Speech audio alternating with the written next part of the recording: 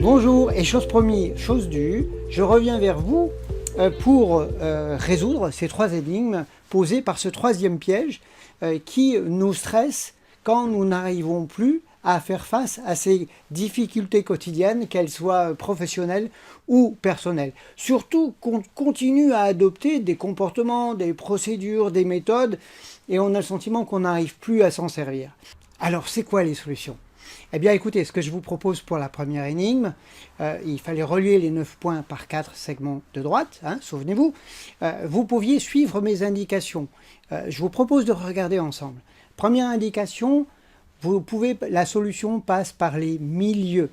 Deuxième indication, vous changez vos habitudes et surtout sortez du cadre de référence. Sortez du cadre habituel. Et oui, nous étions tentés de rester dans le cadre, dans notre cadre de référence. Nous verrons à la fin des trois énigmes quelles sont les solutions, quel est l'outil que vous pouvez utiliser.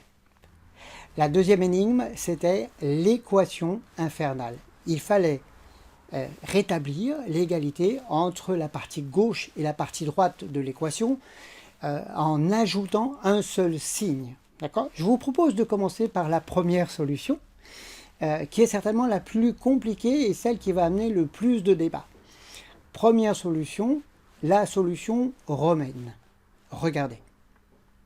Et oui, effectivement, 6 ne s'écrit pas de cette façon-là, mais ce n'est pas faux.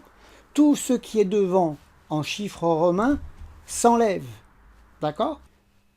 Deuxième solution, c'est la solution mathématique. Et oui, je suis persuadé que tout le monde l'a trouvé et que vous l'avez trouvé.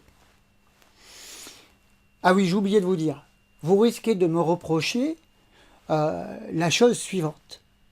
Vous pouvez me dire, oui, mais vous avez parlé de signes, alors que nous, on a écrit des lettres ou des chiffres.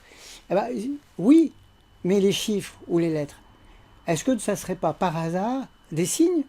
Je vous laisse à cette question. Et enfin, la troisième solution. Regardez, la solution alphabétique. Oui, je sais, ça fait un peu mal. Et maintenant, la troisième énigme. Il s'agissait de trouver le nombre suivant dans la suite logique. Et je suis à peu près sûr que beaucoup d'entre vous ont compris ou interprété la suite logique mathématique. Eh bien non, il suffisait de lire ce qui venait d'être écrit et de le retranscrire sur la ligne d'en dessous. Prenons un exemple en réel avec la suite logique. Regardez bien. La première ligne, il est écrit, que voyez-vous? Eh bien, moi, je vois 1, 1. Donc, sur la ligne suivante, je vais écrire 1, 1. Qu'est-ce que je vois en ayant écrit cette deuxième ligne? Eh bien, je vois 2, 1. Donc, sur la ligne suivante, j'écris 2, 1. Et puis, qu'est-ce que je vois écrit sur cette ligne-là? Eh bien, je vois qu'il y a écrit 1, 2 et 1, 1. Donc, sur la ligne du dessous, j'écris 1, 2 et 1, 1, etc. J'espère que vous avez compris. Sinon, bah, écoutez, prenez contact avec moi et puis on en reparle, soit à travers le mail, soit à travers le téléphone. Voilà quelles étaient les trois énigmes. Alors, effectivement, qu'est-ce qu'on peut tirer de cette expérience? Qu'est-ce que nous avons découvert ensemble? C'est ce que je vous propose maintenant de regarder. Oh, je suis sûr que vous l'avez déjà découvert. Nous avons tendance à répéter toujours les mêmes rituels, les mêmes habitudes, les mêmes comportements. Nous faisons appel à notre cadre de référence, à ce qui est pour nous sécurisant, même si quelquefois ce n'est pas satisfaisant pour nous, parce que cela nous sécurise.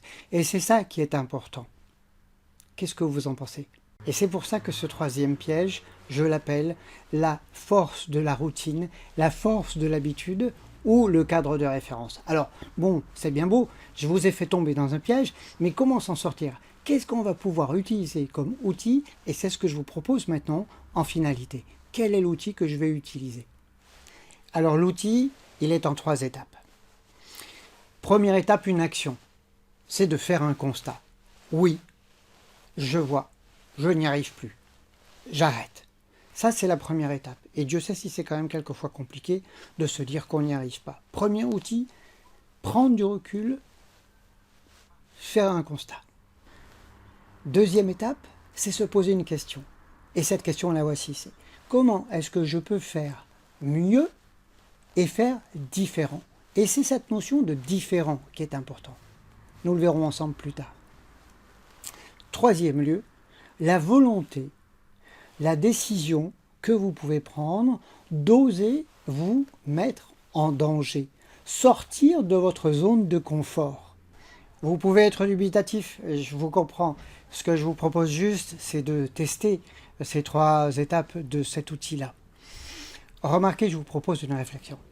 Je crois aussi que c'est encore plus facile de trouver nos solutions quand nous pouvons échanger avec un interlocuteur, entre guillemets, neutre, sans relation affective préjudiciable, d'accord, avec nous, qui reste objectif et qui peut nous mettre sur la piste d'autres solutions envisageables, mais qui sont les nôtres, pas les siennes. Les yaka faucons, je suis à peu près sûr que vous en avez marre. Non? Et les yaka faucons, en tant que coach, je ne vais pas vous les proposer, surtout pas. Surtout en tant que coach certifié en bon sens. Non, pas de ça. Par contre, moi je vous propose une première rencontre, un premier rendez-vous, gratuit, qui dure 1 heure à peu près. D'accord? Pendant cette rencontre, vous allez m'exposer ce qui se passe dans votre vie. Vous allez me dire ce qui vous gêne, et puis aussi peut-être me dire là où vous voulez aller. Et puis vous aurez la possibilité de me poser toutes les questions. Je vous donnerai mon feedback. D'accord? Je vous expliquerai comment est-ce que je fonctionne, comment est-ce que je travaille, comment je vous accompagne. Et puis tenez, pour cette première rencontre, ce premier rendez-vous, il y a de fortes chances que je vous donne déjà 1 ou 2 pistes de réflexion. Et puis, avec cette séance offerte, je vous propose le 4e piège de communication, que j'ai appelé point d'interrogation, vrai ou faux. Je ne vous en dis pas plus pour l'instant. Je vous souhaite une belle journée, une belle semaine, de belles affaires. Je vous souhaite le meilleur et puis réfléchissons ensemble. Est-ce que vous avez envie que ça se passe mieux et de façon différente? Allez, je vous pousse un peu là, non? À bientôt. Au revoir.